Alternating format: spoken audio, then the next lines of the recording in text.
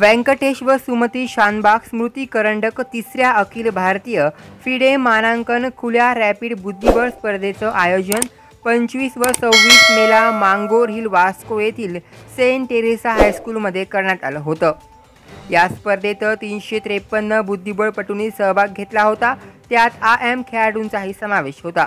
ही स्पर्धा मुरगाव तालुका बुद्धिबळ संघटनेने तसेच गोवा बुद्धिबळ संघटनेच्या सहकार्याने आयोजित केली होती। यावेळी स्पर्धा पुरस्कर्ते सुकांत शानभाग, मुरगाव तालुका बुद्धिबळ संघटनेचे अध्यक्ष किशोर बांदेकर, सचिव मुकुंद कांबळी, खजिनदार पुंडलिक नायक, स्पर्धेचे मुख्य आर्बिटर संजय कवलेकर यांच्या प्रमुख उपस्थितीत बक्षीस वितरण करण्यात आले।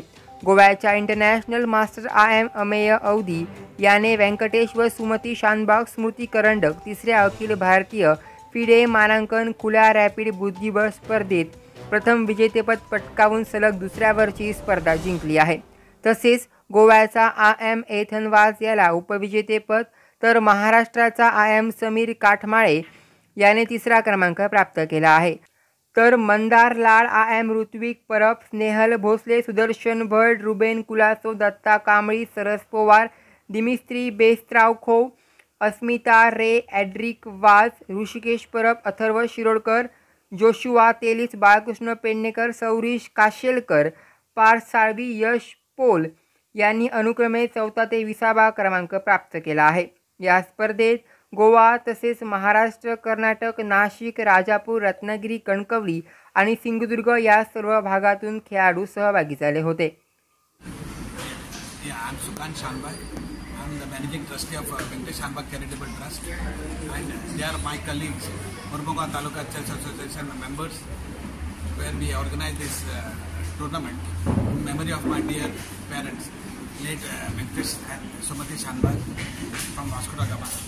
Late Venkatesh Shanbhag, my dad, was a great chess enthusiast and he would play chess in his prime age, and then he was also a great supporter of chess. So in his memory and my mother's memory, we have these two tournaments in Vasco da Gama. That is, namely, one is all Goa and one is all India. Over a period of time, this small little move of ours, I'm seeing great results. We have a lot of participants, especially young participants coming from the neighboring states as well as from Goa. So this is a great development. We see a lot of entries improving every year, and we are supporting chess in a very big way. Namely, like we are having coaching camps for chess players and supporting these two great tournaments. I wish all these my colleagues, especially my sir Mukund Kamli, who is organizing secretary of this tournament, all the best, and we hope we improve every year and this go a long way. Play chess at home, use your good valuable time playing chess, not mobile and TV. With this chess game you improve your education also. You see the new results that have come, SHM results. All chess players are all 95%. So playing the chess game you improve your education also. So I have a good suggestion that try to improve your chess game, put more time into chess and become a good chess player also. Thank you. Hello, I'm Asmita Ray of MTCA, Murmuga Taluka. I am the 4 times Goan state champion and also the 3 times national prize winner. I'm going to represent India in the world in the upcoming World Under 20 Championship, which is going to being held in Gujarat, Ahmedabad, and I'm very excited for the upcoming events.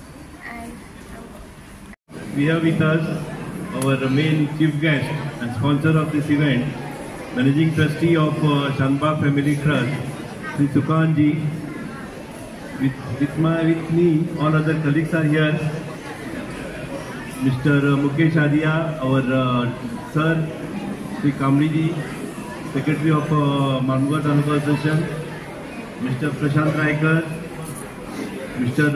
Sujan Chuktankar is our sponsor of the food for 2 days, Mr. Bernard Velo, Mr. Vasan Naik, our chief arbiter today.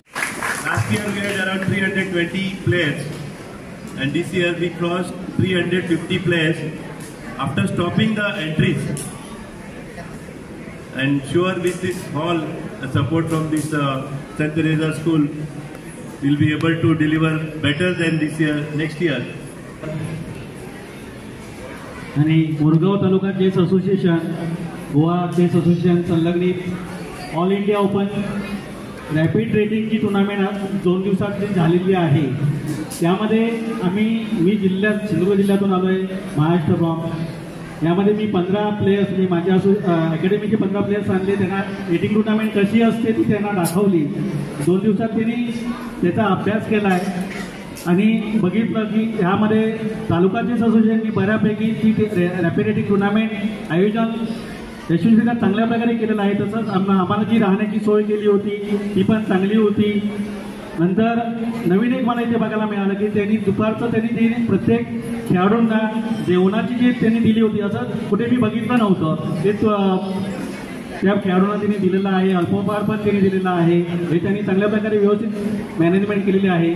दुसरं एक मी बघितलं की प्रत्येक राऊंडला बऱ्यापैकी 70-80% मुलं ही लहान मुलं खेळत आहेत, पण ती 10 ते 15 मिनिटातच बाहेर जायची आणि टॉप टेबल फक्त खेळत असायची. पण मी असं सर्व प्लेयर्सना किंवा त्या खेळाडूंना सांगेन की तुम्हाला हे 25+10 सेकंड इन्क्रीमेंट जे दिलेलं होतं ते क्लासिकल पद्धतीने दिलेलं होतं. अशा प्रकारे नियोजनात असताना पण तुम्ही का बसत नव्हता? जे हरायचं आहे ते तुम्ही तासाभराने पण हरा ना, असं मी सांगेन. आणि जिथे चुकलाय तिथं तुम्ही नोटिंग करा, त्यामध्ये तुम्ही चेंज करायचा प्रयत्न करा आणि नेक्स्ट टुर्नामेंट आयोजन प्रत्येक ठिकाणी होत असतं त्यामध्ये तुम्ही पार्टिसिपेट करून रेटिंग घ्यायचा प्रयत्न करा. कारण रेटिंग टुर्नामेंट घेणं खूप कठीण असतं. त्याबद्दल मी मोरगाव तालुका चेस असोसिएशनचा मी आभार मानेन की त्यांनी यशस्वीरित्या पूर्णपणे केलेलं आहे. त्यांचं मी अभिनंदन करतो आणि मला त्यांनी 2 शब्द बोलायला दिल्याबद्दल मी धन्यवाद मानतो. माझं नाव आहे संजय खवळेकर. मी इंटरनॅशनल आर्बिटर आहे आणि या टुर्नामेंटचा मी चीफ आर्बिटर आहे.